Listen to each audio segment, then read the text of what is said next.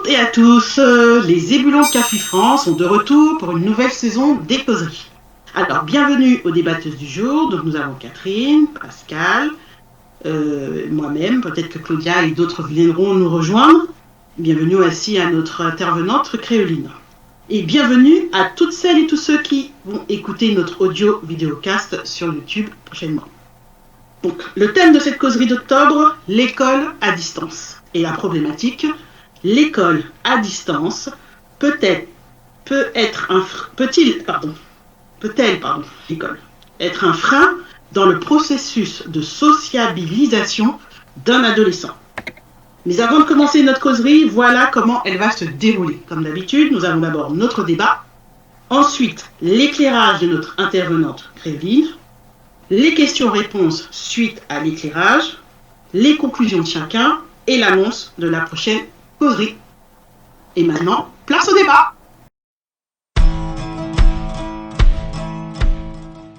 Alors, on y va les filles. Qu'est-ce que vous pensez de cette problématique? Donc du coup, l'école à distance peut être un frein dans le processus de sociabilisation d'un adolescent. Je veux prendre la parole, Pascal ou Claudia, moi d'ailleurs. Parce que tout d'abord, la première chose, c'est qu'on dit plus école à distance. En faisant mes petites recherches, j'ai vu qu'on dit maintenant formation ouverte à distance, le faux AD. Donc, parce que le terme a changé. Donc, moment, pourquoi ils ont choisi de changer école et formation à distance? Peut-être parce que ça concerne aussi bien, donc ça va aussi bien de la primaire, du collège, du lycée jusqu'à la fac. Ah, peut-être, je sais pas. Parce que je vois il y a des écoles, il y a l'ESMAC, qui est donc des cours à distance spéciales pour tout ce qui est artistique et culturel. Et tu as ENACO également, qui est également pour tout ce qui est commerce. Et qui permet aux étudiants de travailler également à distance. Et parfois, sous couvert, ils peuvent aussi être des boursiers.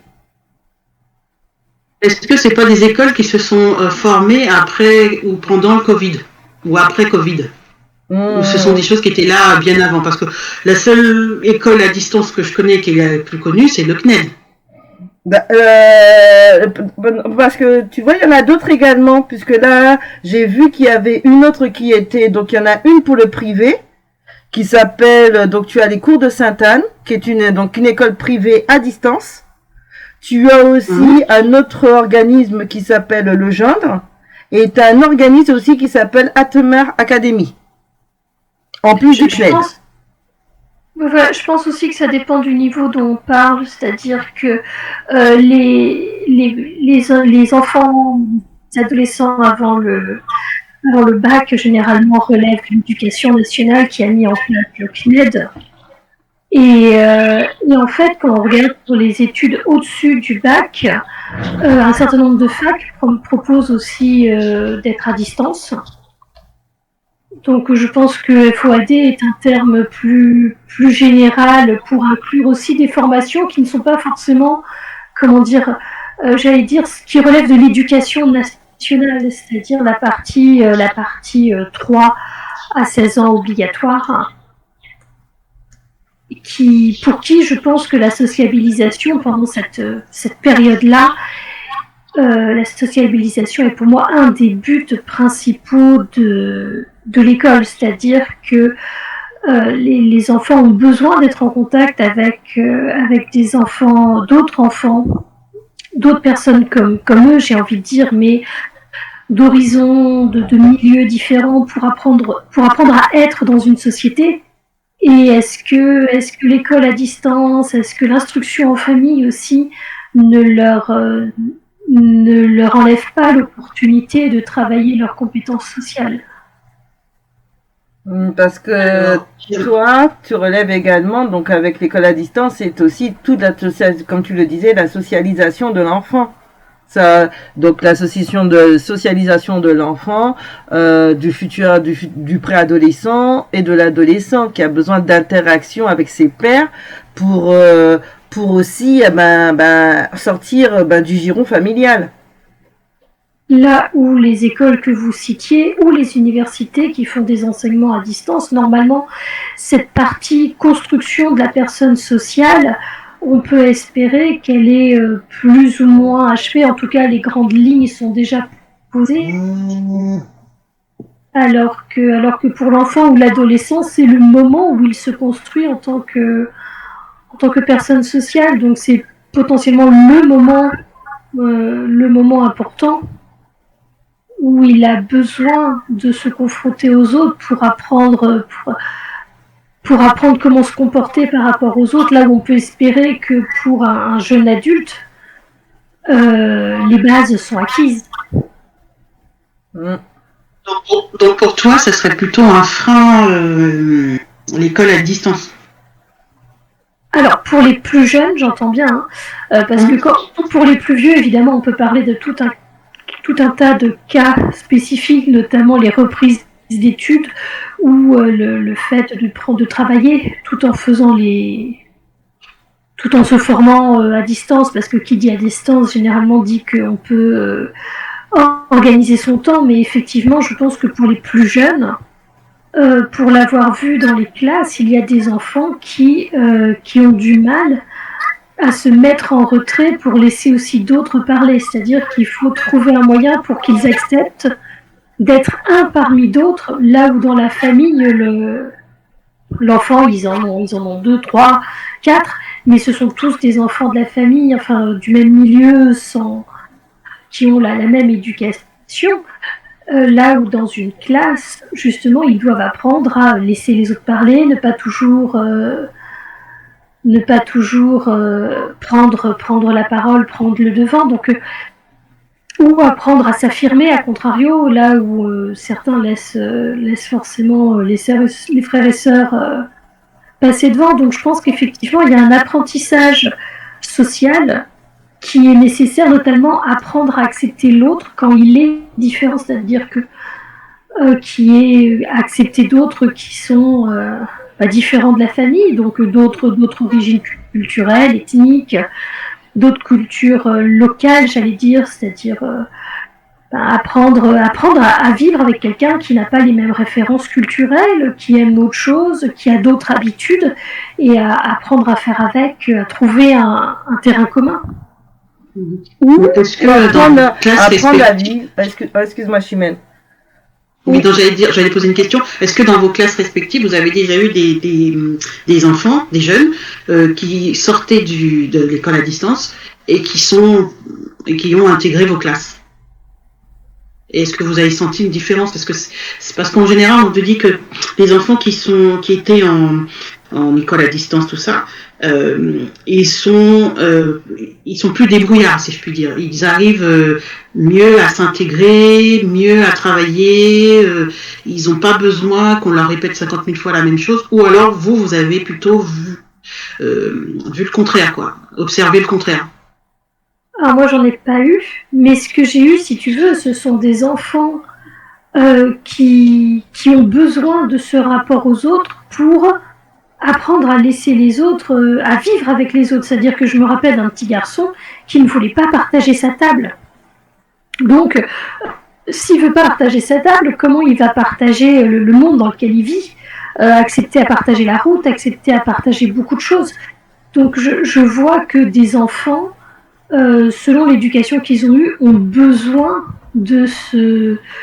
alors quand je dis de se confronter, de rencontrer l'autre. Il y a plusieurs cas parce que tu vois, donc c'est vrai que moi je me suis trompée tout à l'heure, c'est pas le FEAD, c'est le EAD, c'est l'éducation à distance, c'est pas l'école à distance. Donc c'est l'appellation qui a changé. Mais ensuite, tu as plusieurs cas de figure parce que si tu considères que l'enfant, en dehors de la sphère familiale, il a des contacts avec d'autres personnes. Il est en interaction avec d'autres enfants. Ça peut être des cousins, ça peut être des amis. Et donc là aussi, il apprend en dehors de l'école aussi ses interactions sociales. Où tu as l'enfant qui est aussi, donc, qui est enfermé dans la cellule familiale et qui ne connaît que la cellule familiale, et que là, c'est vrai que s'il n'y a pas d'autres interactions sociales, il est isolé. Donc il y a déjà ces différents cas de figure. Ensuite, il est vrai que par rapport à un adolescent qui apprend par lui-même et qui est accompagné dans son apprentissage par lui-même, peut être beaucoup plus autonome qu'un enfant qui est dans un groupe et qui attend qui est beaucoup plus passif face au savoir, tandis que l'autre est beaucoup plus actif parce qu'il a un temps limité pour apprendre. Ensuite, il a aussi une disponibilité pour apprendre, que les heures, les créneaux et ensuite les disparités des établissements ou des professeurs ne lui permettent pas, ne favorisent pas. Alors, oui, non, j'allais rajouter que on a constaté qu'il y avait quand même, entre guillemets, une explosion de l'école à distance et qu'il y a des parents qui, de plus en plus, prennent ce mode de fonctionnement.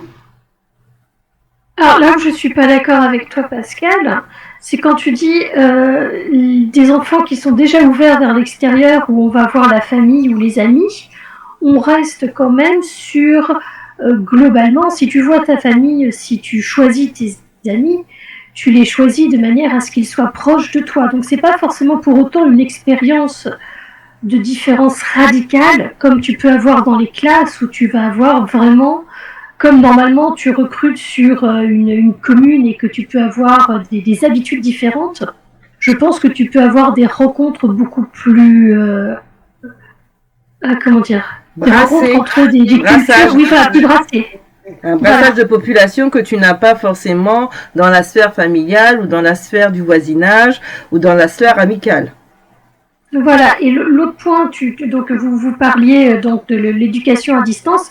Après, ça dépend comment aussi elle est faite, c'est-à-dire que si pour les plus jeunes, c'est de l'instruction en famille avec en tout cas avec les parents qui enseignent et qui sont potentiellement là normalement que pour 2-3 enfants qui ont donc une grande disponibilité. Ça veut dire aussi avoir toujours quelqu'un sur qui compter en cas de blocage, là où les structures des écoles peuvent amener une certaine frustration, puisque là tout d'un coup on est 30 pour un seul adulte.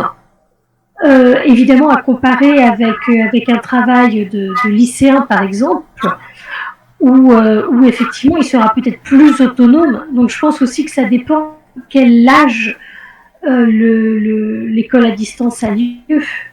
C'est-à-dire que et dans quel contexte évidemment, c'est aussi pour ça que quelque part c'est quelque chose qui pose question, c'est dans le sens qu'il y a autant de situations limites que de familles et que d'enfants qui en bénéficient.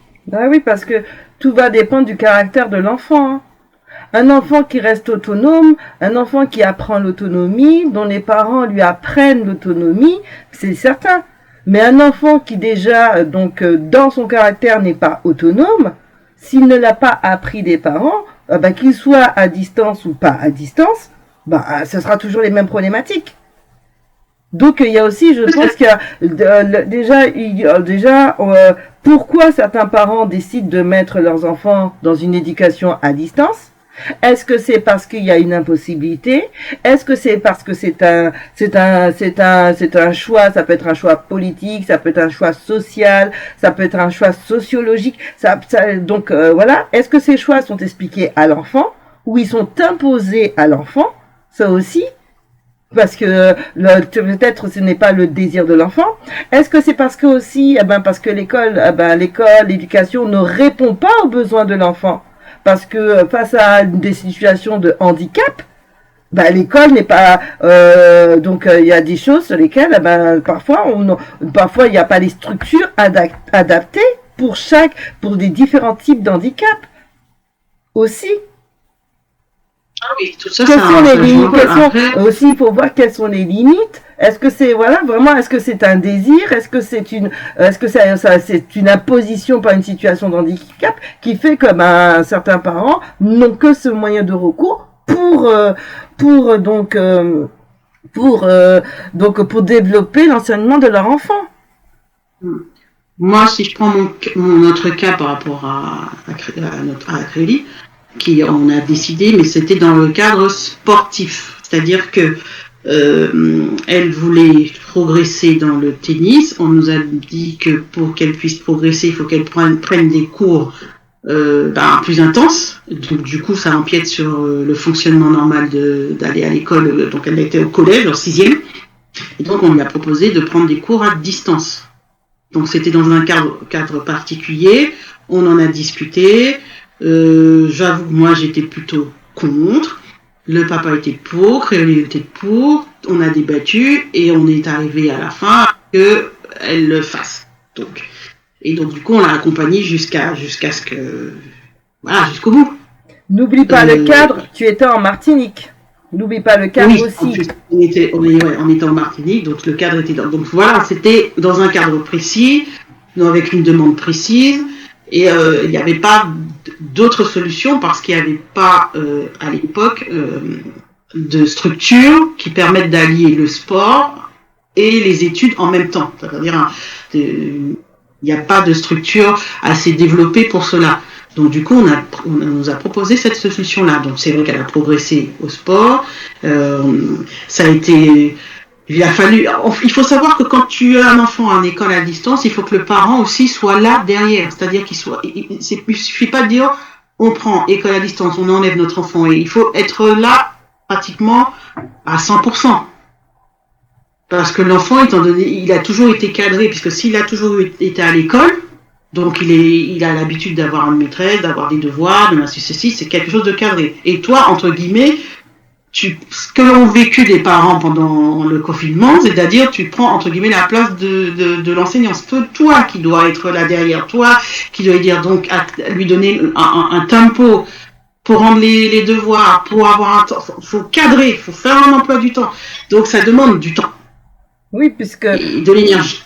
Puisque indépendamment des organismes que je citais, donc le AD. Dans ce qui est préconisé par l'éducation nationale, c'est le CNED. C'est le CNED qui dispense cet enseignement à distance. C'est pas le parent, parce que je pense qu'ensuite après c'est encore une autre structure quand le parent décide d'enlever son enfant du système scolaire et qui lui fournit son propre enseignement. Ça, je sais pas si ça existe d'ailleurs, puisque c'est vrai que ce que j'ai fait comme recherche, c'est surtout par rapport à tout ce qui est éducation nationale et qui est habilité par l'éducation nationale. Mais il peut exister aussi d'autres structures. Et donc, pour ma part, en tant que parent, vis-à-vis de Créoline, j'ai pas eu l'impression qu'elle était en manque. Enfin, la sociabilisation pour elle elle était bonne parce que elle était dans une structure où elle était avec d'autres enfants qui faisaient aussi le parler. Alors après, vous allez me dire, c'est un peu facile puisque ils parlaient tous entre guillemets la même langue puisque c'était le sport. Donc, mais pour autant, elle a pu voyager. Elle a pu rencontrer d'autres enfants, dans d'autres pays.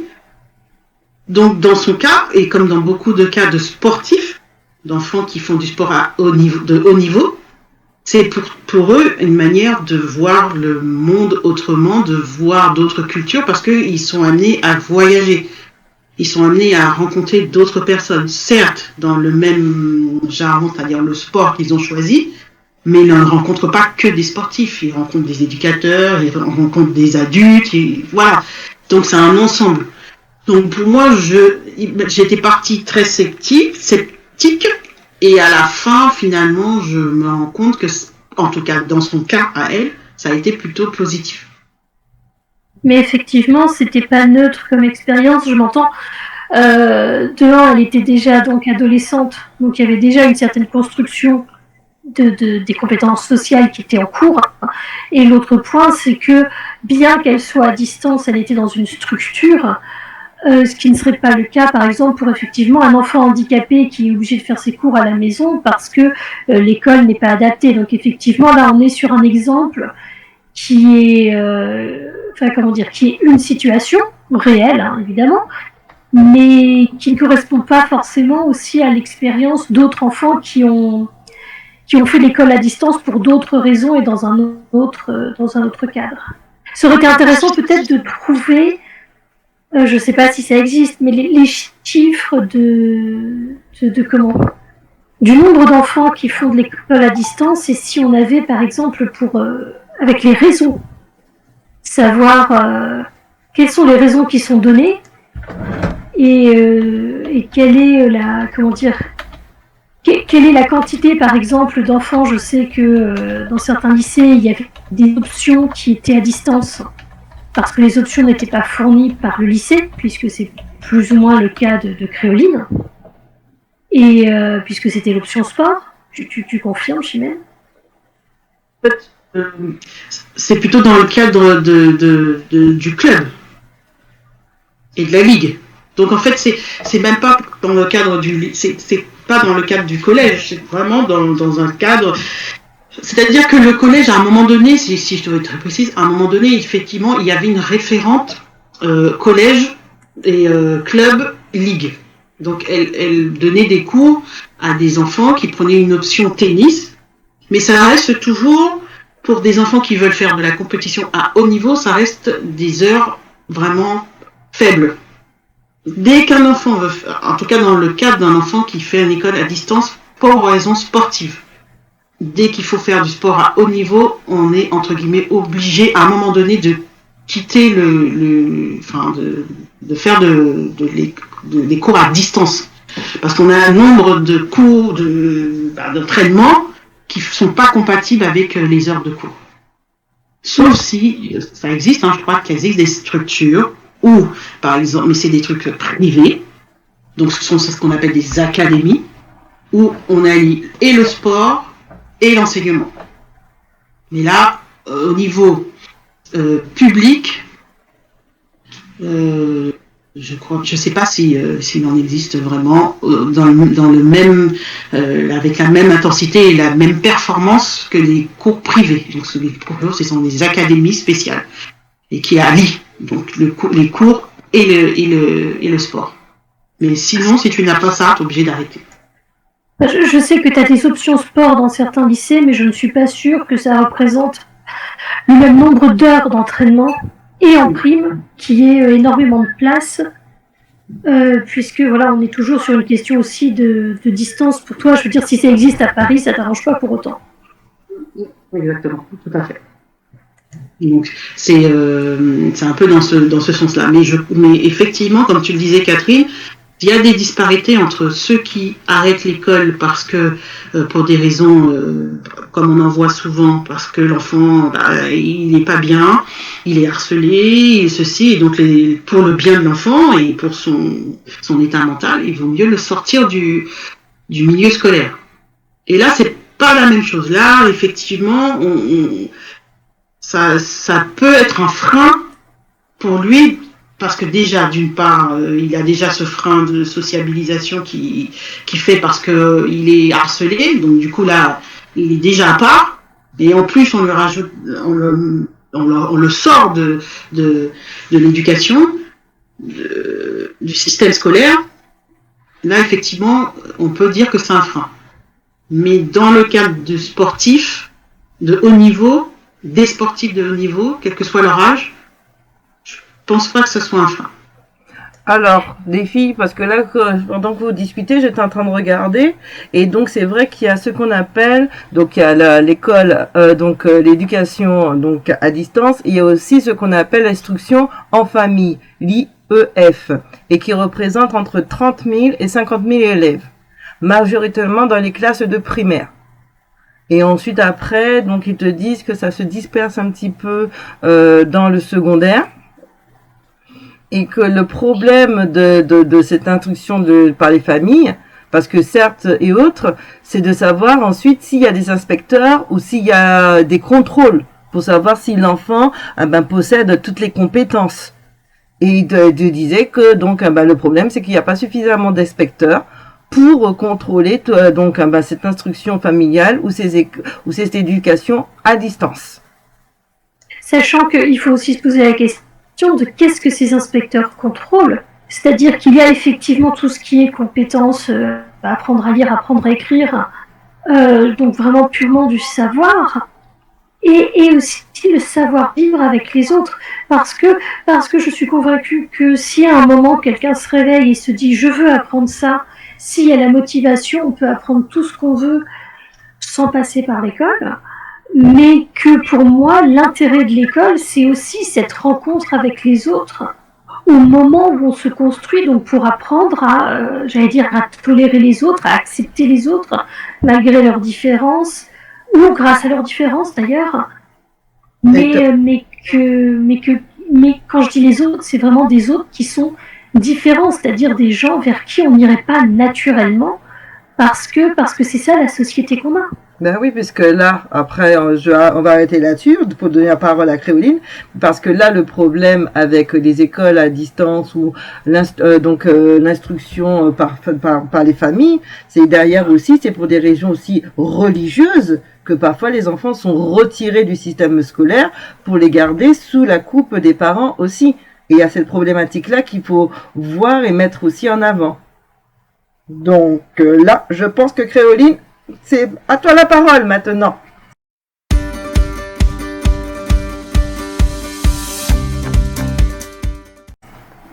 Merci tous. Tout d'abord, j'aimerais, parce que j'ai remarqué qu'il y a un amalgame qui est fait entre le terme sociabilisation qui est dans la problématique et la socialisation, qui est un autre terme, et c'est très différent.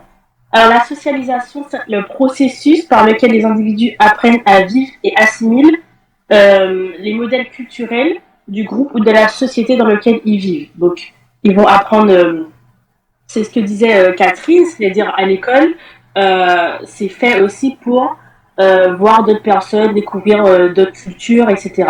Et justement, l'école est un facteur de socialisation. Donc, ça permet justement de permettre tout ça. Alors que la sociabilisation, c'est la capacité qu'a un individu à établir des relations avec les autres, justement en fonction de l'apprentissage de normes et de valeurs qui ont été faites lors de la socialisation. Donc, généralement, c'est pendant l'enfance, donc à l'école primaire, au collège. Donc là, ce processus, il est fait.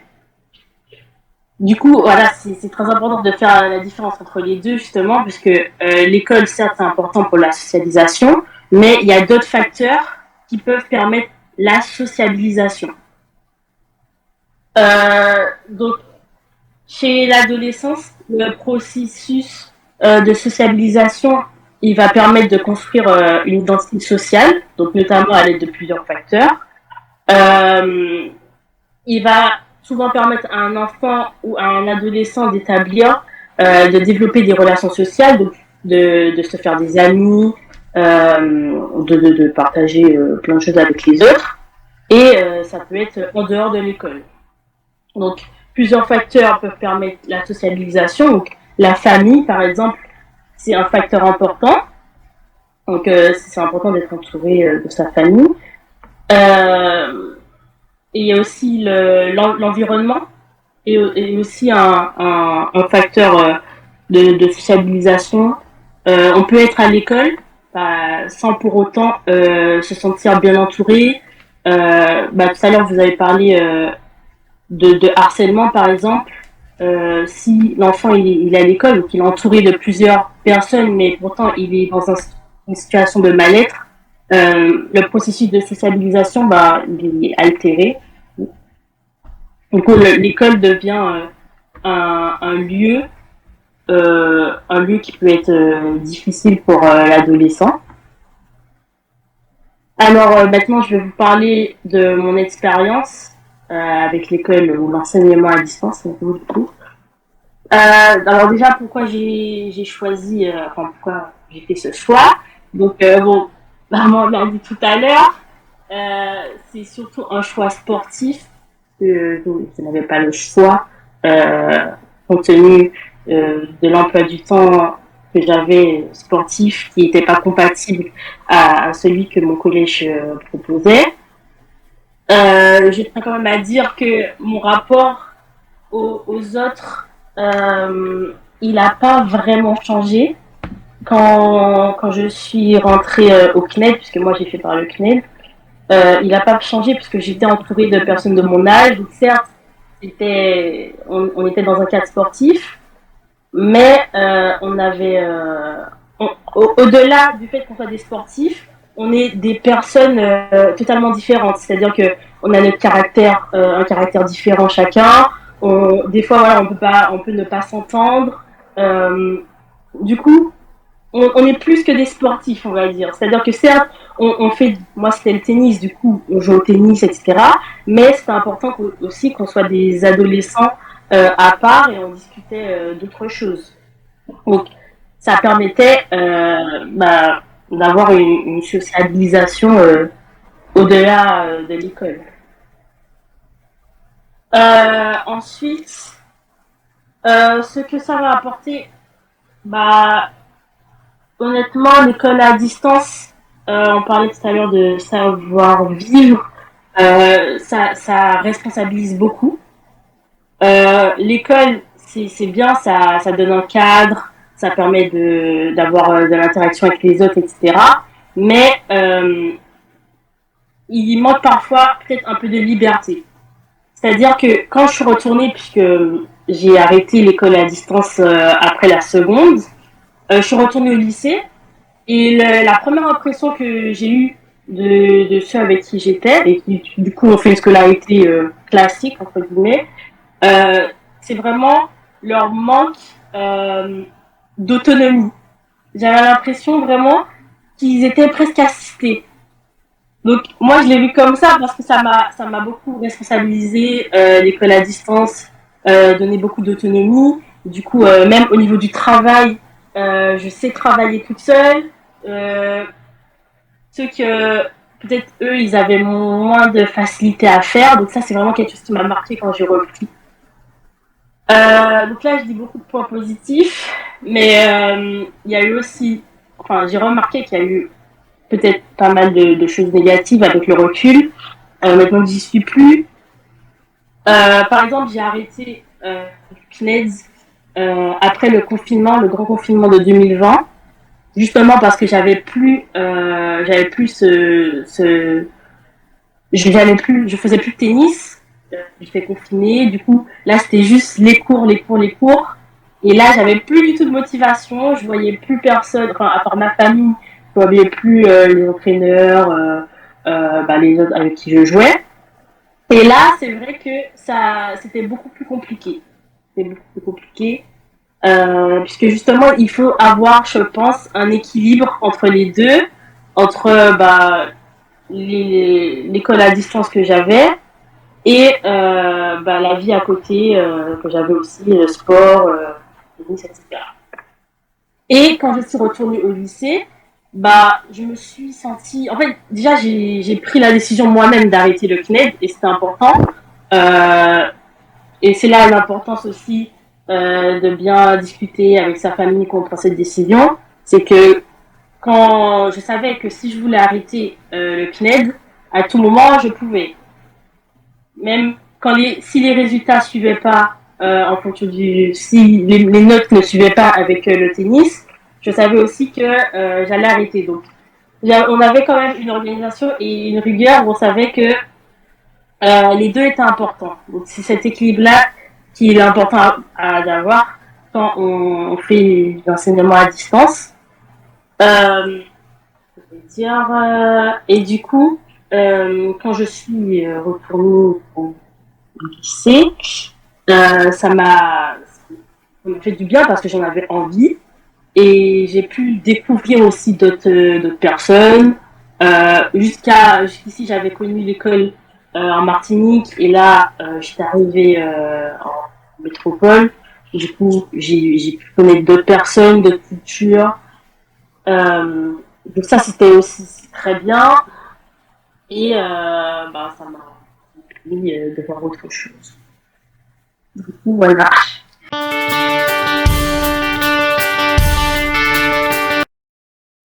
Parce que moi, je voulais te demander également, puisque là, tu dis, tu fais les oppositions entre, donc, tu nous as bien montré les oppositions entre les choses positives et les choses négatives, mais tu t'es retrouvé à certains moments avec le confinement avec que l'école à distance. Et tu nous as dit, du fait que tu avais que l'école à distance, tu as perdu ta motivation. Oui. Et comment s'est passé ce processus? C'est progressivement ou c'est tout d'un coup tu as dit t'en pouvais plus? Est-ce que c'était parce qu'il y avait le manque de personnes, tu ne faisais plus de sport, ou c'était que les cours ne te paraissaient plus, n'avaient plus la même fraîcheur, le même désir de réussite? Je pense que c'est le manque de sport, vraiment le fait d'être enfermé, d'avoir que les cours au final. Puisque quand j'ai été au CNES, je savais que j'allais faire beaucoup de tennis, donc c'est aussi ça qui me plaisait. Et il y avait l'école à côté. Et là, le fait d'avoir que l'école, petit à petit, j'ai eu vraiment une baisse de motivation et ça s'est ressenti dans les notes, dans tout. Et après, je savais qu'il fallait que je retourne au lycée. Donc, c'est ce qui a motivé ton choix de retourner au lycée. D'accord. Merci.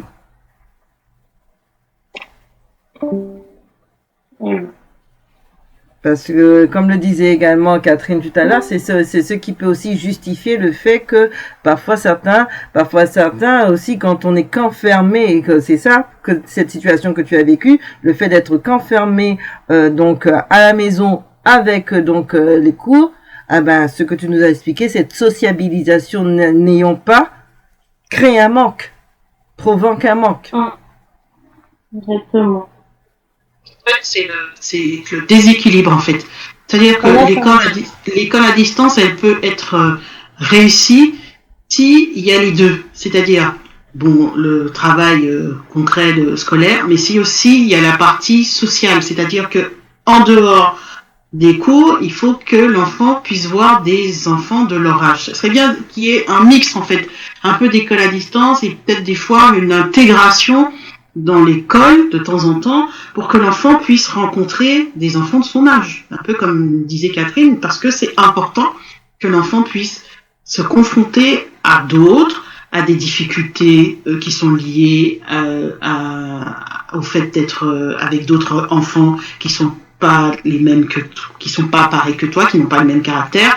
Et donc je pense que cet équilibre-là doit être respecté, sinon effectivement c'est soit on rate l'un, soit on rate l'autre. Il faut qu'il y ait un équilibre entre les deux et une harmonie au niveau famille, c'est-à-dire qu'il faut qu'il y ait aussi que les parents soient aussi dans ce même mouvement.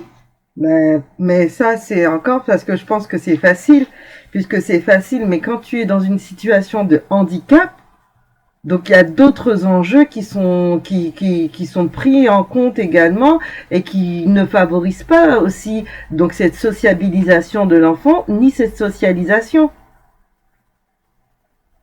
Mais Pascal, c'est là où je te dis que le rôle des parents est aussi important. C'est-à-dire que tu sais que ton enfant a un handicap, donc du coup il peut pas être en école classique. C'est à toi de faire en sorte que il y ait quand même un minimum de l'école classique chez lui. C'est-à-dire qu'il faut qu'il voit en dehors du fait qu'il puisse pas aller à l'école, mais qu'il puisse quand même rencontrer des enfants de son âge. Mais il y a d'autres biais. Chimène, je trouve ça un petit peu facile à dire. Je m'explique. Je pense à des cas notamment d'enfants malades qui ne vont pas à l'école parce qu'ils sont malades, parce qu'ils n'arrivent pas à se déplacer en dehors de la maison. Je pense à un jeune homme qui notamment avait des gros problèmes de dos et pouvait avoir besoin de s'allonger n'importe quand, donc faisait l'école à la maison. Ce genre d'enfants assez fragiles, au final, tu peux pas leur prévoir, une sortie yoga toutes les semaines parce que tu sais pas s'ils en seront capables. C'est-à-dire que c'est vraiment des enfants qui sont privés d'une certaine vie sociale à cause de leur santé. Oui, là c'est un cas. Ça, là, on peut, entre guillemets, on n'y peut pas grand-chose parce que là, c'est une question de santé et qui en va, et ça pourrait, nuire à leur santé. Donc là, effectivement, c'est pratiquement impossible de faire autrement. Ensuite, Mais je parlais plus de ceux qui sont en fauteuil roulant ou qui peuvent quand même se déplacer sans pour autant être nuire à leur santé physique. Alors pour eux, pardon, excusez-moi Pascal. Vas-y Catherine, après je reprendrai. Vas-y, continue. Okay. Juste pour eux, il faut trouver effectivement un endroit où ils pourraient rencontrer des jeunes, mais en plus, comment dire, un moment où ils le pourraient. Parce que le moment où, si eux sont libres tous les jours de la semaine, les autres enfants, la plupart, sont à l'école. Donc ce que je veux dire, c'est que bien que certains ne puissent pas aller à l'école, là je veux dire, je pense que Créoline était dans une structure où si tous les enfants étaient comme elle, c'est-à-dire en club et à distance, ils ont tous la même opportunité en termes de temps, ils sont tous ensemble au club et ils sont, tu vois ce que je veux dire, ils sont au même endroit ensemble.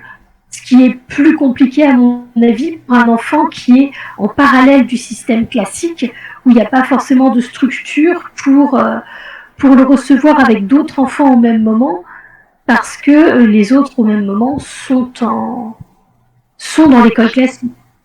Donc tu vois, ça crée tout un isolement qui doit être très compliqué à combattre, c'est-à-dire que Créoline a eu de la chance d'avoir fait sa scolarité d'une certaine manière, mais comment dire, mais en se nourrissant aussi bien socialement que de manière plus, je veux dire plus éducative, en tout cas plus scolaire, de manière classique. Mais ça ne, c'est presque une exception, enfin une exception. En tout cas, c'est un cas assez rare. Après, je sais pas, il faudrait, enfin, le fait qu'il y ait un enfant alors, outre ceux qui sont malades, je parle de tous les autres, et autres ceux qui font du sport, parce que ça aussi c'est un cas particulier, parce que eux-mêmes, de toute manière, ils ont une sociabilisation qui va de fait puisqu'ils rencontrent d'autres personnes. Mais ceux qui sont totalement isolés, ceux qui sont sortis de l'école pour des raisons, par exemple, par exemple, le harcèlement, là, de fait, ils se sentent obligés de sortir et de s'isoler. Parce que là, c'est une question de confiance, c'est une question, enfin voilà, il y a un rejet total. Là, je dirais que c'est pas peine perdue. Après, c'est tout un travail qui doit être fait. Et par l'école, parce qu'en fait l'école à distance, elle te laisse un petit peu, entre guillemets, te débrouiller tout seul. C'est ça, et c'est là que j'allais rebondir. C'est ça que j'allais rebondir. Toute cette partie sociabilisation, c'est pas, entre guillemets, leur souci. Parce que c'est là que j'allais rebondir. Je pense que à ce niveau-là, ils devraient essayer de faire un effort. Parce qu'il y a des cas, comme le disait Catherine, qui sont qu'il y a des cas. Et maintenant, avec la technologie, il y a Zoom, il y a ceci, qui fait que l'enfant à distance, même l'enfant malade qui est alité, pourrait quand même avoir la possibilité de discuter avec d'autres enfants, pas forcément des enfants qui vivent la même chose que lui ou qu'elle, mais qui sont de leur âge. Et je sais pas, après je dis ça, c'est peut-être possible, pas possible, mais ça pourrait être une solution. Ça pourrait être une solution, parce que là, donc, tu parles des phobies scolaires, parce qu'il y a les phobies scolaires, il y a les cas de maladie, mais de l'autre côté, il faut pas voir, il y a l'enfant et le parent. Parce qu'il faut aussi que le parent ait les compétences pour enseigner à son enfant. Or, c'est pas tous les parents qui ont les compétences, qui ont leur disponibilité, et qui ont aussi, la bienveillance aussi pour enseigner à leur enfant. Donc, on l'a vu également, certains parents l'ont ressenti pendant la période de la crise sanitaire. Mais c'est vrai que enseigner, donc faire le choix en tant que parent, c'est un choix qui suppose une disponibilité, qui suppose également donc un statut social, parce que certains parents le voudraient, mais n'ont pas la possibilité de le faire. Et donc, ça suppose aussi de la part des parents, donc tout un travail également sur eux-mêmes. Et ça, ce travail, donc quand ce n'est pas quelque chose qui est imposé Donc, donc le parent peut prendre ses compétences, il les a, mais face à une situation de handicap, les parents sont aussi démunis s'ils n'ont pas toutes les compétences derrière pour accompagner leur enfant scolairement. Mais c'est là où je disais que la structure, ou toutes les structures qui sont mises en place à distance, école à distance, éducation à distance, tout ce que tu veux, il faut qu'il y ait aussi cette notion d'accompagnement, mais pas que l'accompagnement scolaire au niveau des cours, mais tout l'accompagnement aussi au niveau social et au niveau sociabilisation. C'est-à-dire, il faut qu'il y ait un accompagnement de A jusqu'à Z dans tout ce qui englobe en fait l'enfant et le cadre qu'il devrait avoir s'il était dans une école classique.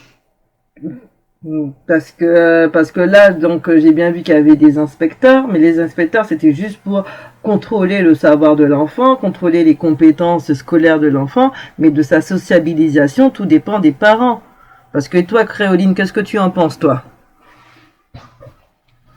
Je suis d'accord pour l'accompagnement. Je pense limite, il faudrait peut-être une assistante sociale qui vraiment vérifie que l'enfant il ait des relations au-delà de l'école. Enfin là, du coup, il n'en a pas du tout. Que moi, c'est vrai que j'étais entourée de personnes de mon âge. Du coup, ça allait. J'aime pas ce manque. Mais si c'était pas le cas, ça aurait été beaucoup plus compliqué puisque mes amis que je m'étais fait en primaire ou bien au début du collège, que je suis pas direct rentrée au CNED, j'ai quand même fait un trimestre, ça aurait été pratiquement impossible de les voir. Enfin, je les voyais de temps en temps, mais pas si souvent que ça. Donc, ça a été compliqué si j'avais pas du tout de relation. Oui, parce que il y a aussi parce que nous on a dit là, il y a la situation de handicap, mais il y a aussi tout ce qui est de l'ordre du religieux, tout ce qui est de l'ordre aussi tout ce qui est aussi de déni de la société, tout ce qui est ceci aussi et qui n'est pas forcément totalement contrôlé non plus.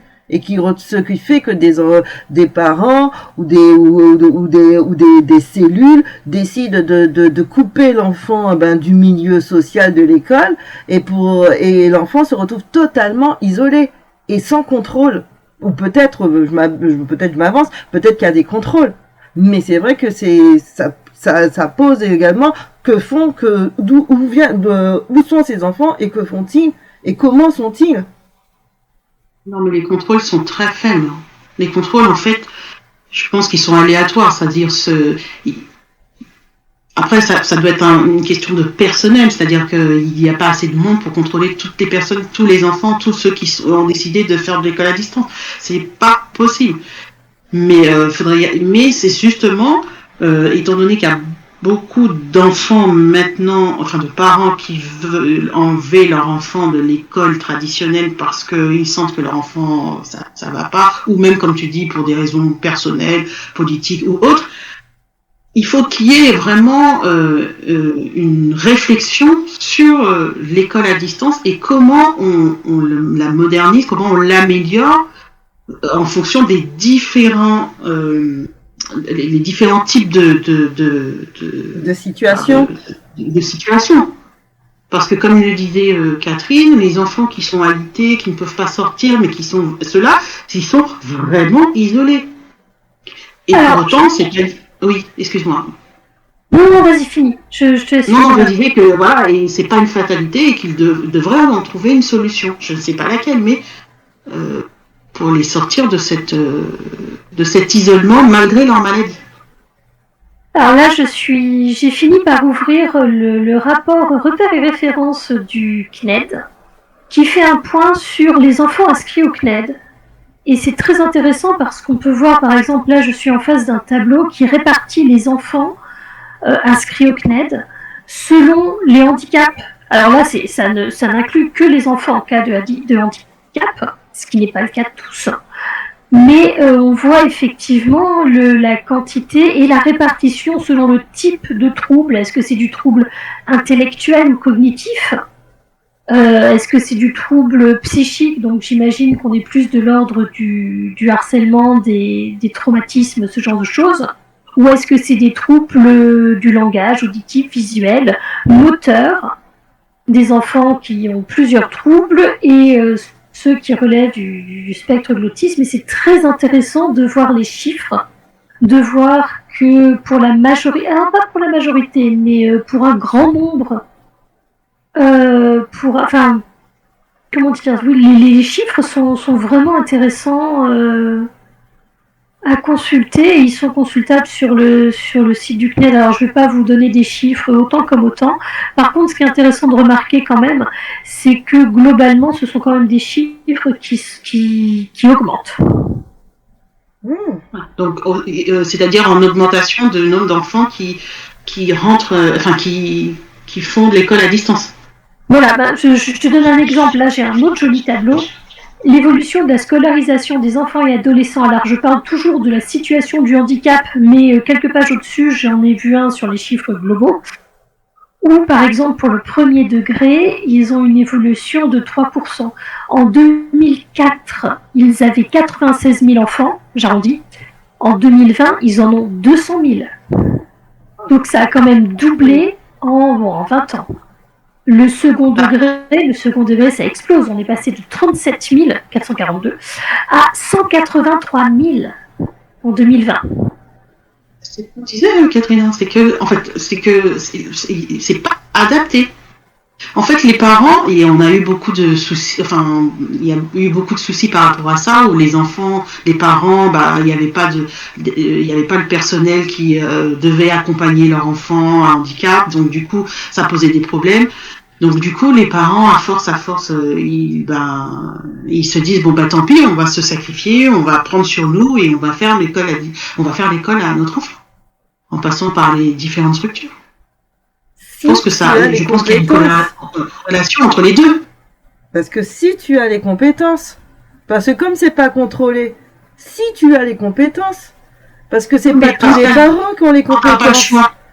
T'as pas le choix, mais c'est ça le problème, parce que dans une situation de handicap, comme dans une situation, toutes les situations qui sont des impératifs que tu n'as pas le choix et que tu es obligé de retirer ton enfant à l'école, pour X raisons, font qu'en fin de compte, après, ton accompagnement en tant que parent, l'accompagnement de l'enfant, c'est pas suivi. Mais quand on te fait comprendre que de toute manière ton enfant, oui, on va lui, mais à demi-mot, on te fait comprendre que c'est pas à sa place. Mais c'est ça. À demi-mot.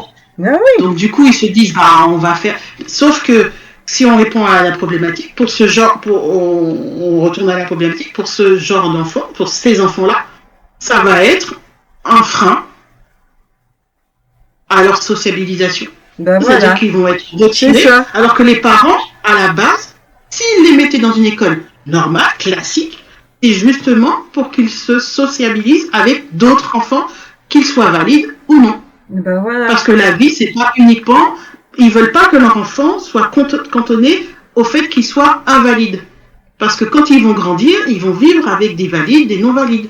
Et je pense que c'est ça qui est dans la tête des parents quand ils veulent mettre et qu'ils insistent pour mettre leur enfant dans une école normale.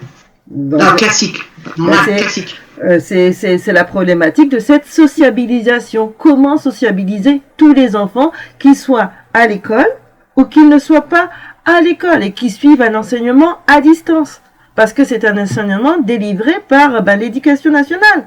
Et que là, elle doit être elle devrait être sur les deux fronts. Parce que c'est pas une école par choix ou ceci, oui, je veux retirer mon enfant parce que il apprend pas bien à l'école et ceci et cela. Non. Parce que ce sont parfois des choix qui sont imposés par des situations particulières.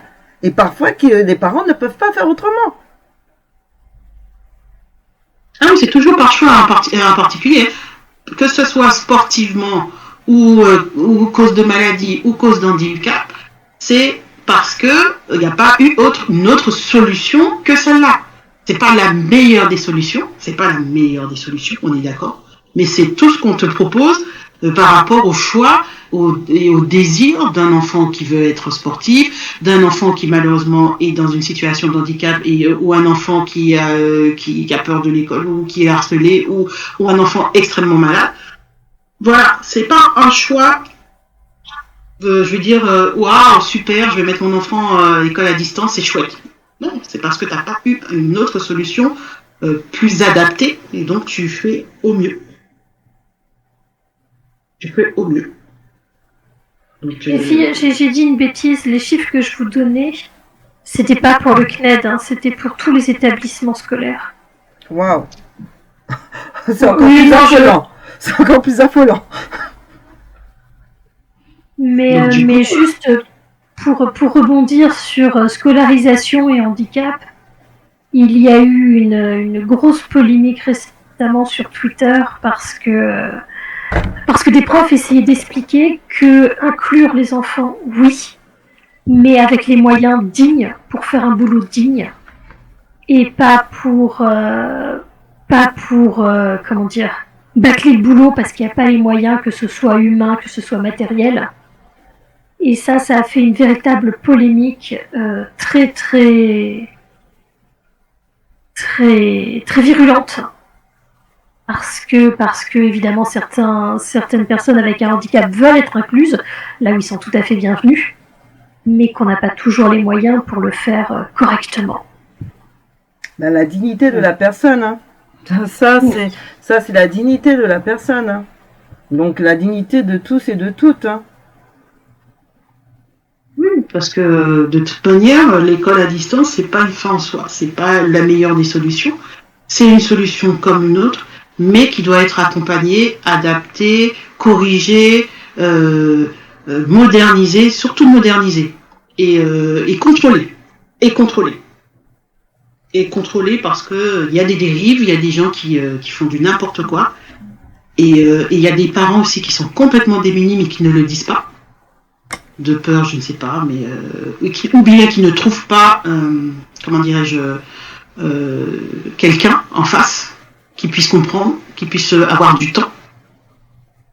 L'école à distance, c'est aussi ça. Et quand on prend la décision de mettre son enfant en école à distance, malheureusement, on doit un peu se démerder tout seul, se débrouiller tout seul. On n'est pas, voilà, tu t'inscris. On t'envoie tes cours, c'est un peu, c'est pas très humain, on va dire ça comme ça. T'as des gens au téléphone, tu peux appeler, machin, mais voilà, c'est particulier. C'est particulier parce que tu te dis pas tout le temps tu vas appeler pour t'as un problème, tu essaies de te débrouiller tout seul parce que tu dis je vais pas, t'as l'impression de déranger, même s'ils sont normalement là pour toi. Et le confinement nous a aussi appris que comment dire, que tout peut pas se faire à distance et qu'il y a des élèves qui ont besoin qu'on les soutienne, qu'on les épaule et qui ont besoin d'un prof en face. Ça a été un des gros problèmes du confinement, c'est que certains élèves avaient besoin du prof pour expliquer. Oui, Créoline, tu peux confirmer, c'est pas adapté. Enfin, tout le monde peut pas se dire je ferai l'école à distance. Non, ça dépend de tout. Voilà. Ça dépend. Moi, je sais que j'aurais pas pu le faire au primaire, par exemple. Je sais pas. Je suis contente quand même d'avoir fait la primaire à l'école. Et ça dépend de l'âge, ça dépend du contexte, de la personnalité de l'enfant. Ça dépend de plein de choses, de l'environnement dans lequel il est, si par exemple il vit avec ses deux parents ou pas, si son père, s'il a des parents cadres ou des parents ouvriers, ça dépend de tout, ça dépend beaucoup. Il y a beaucoup d'inégalités par rapport à ça.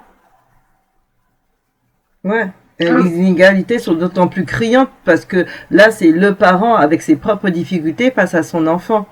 Et donc c'est vrai que là le parent n'est pas forcément un professionnel de l'éducation. Les filles, il faut qu'on fasse notre conclusion.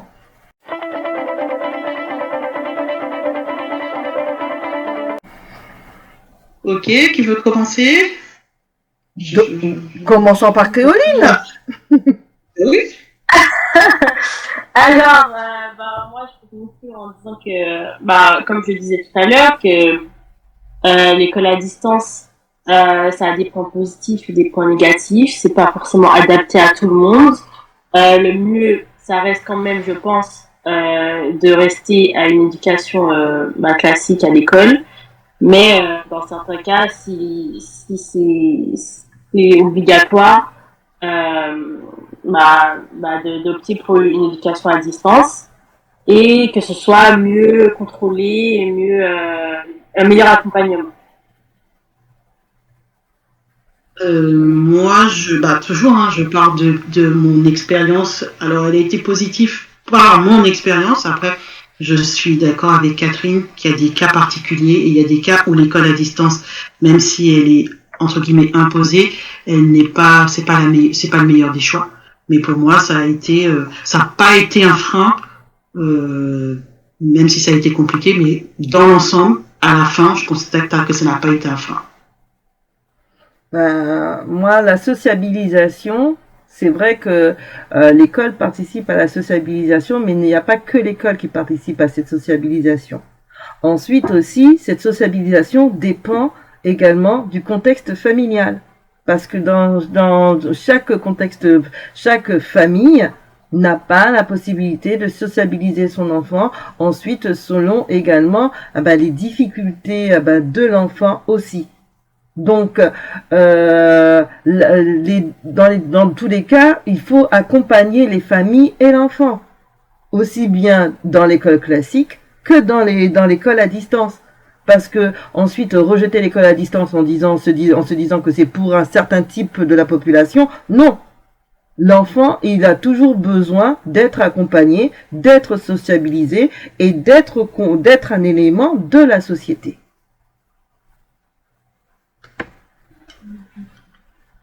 Oui. Alors moi, je reste convaincue que même si notre école en présentiel est tout à fait perfectible, ça me semble quand même le plus l'optique à avoir est pour moi l'inclusion de la majorité des élèves, et que l'école à distance ça peut dépanner, ça peut permettre de continuer si on a à côté des structures, j'allais dire saines, des structures pour remplir ce besoin de voir les autres. Mais oui, je crois que qu'il faut tout faire pour perfectionner notre éducation en présentiel, pour avoir le moindre recours possible à cette structure à la structure donc à distance, qui quand même peut fragiliser. Donc tant mieux pour Créoline, ça s'est très bien passé, mais comme elle l'a dit, elle savait qu'autour elle avait de quoi se sociabiliser et autres. Mais ouais, non, moi je reste intimement convaincue de l'utilité et du besoin de notre école en présentiel. Ok, on a fait le tour. On remercie Créoline pour son intervention.